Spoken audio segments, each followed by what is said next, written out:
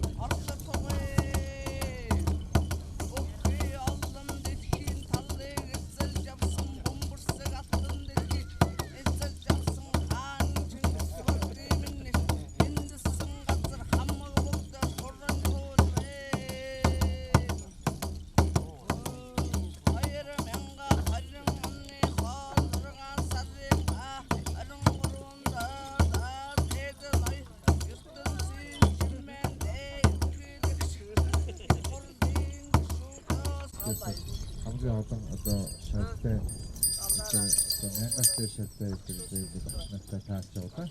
Энэ байдлыг харж байхад орчин буугад одоо энэ 50-ны товар одоо нэгдүгээр тоолж байгаа гэж бодож байна.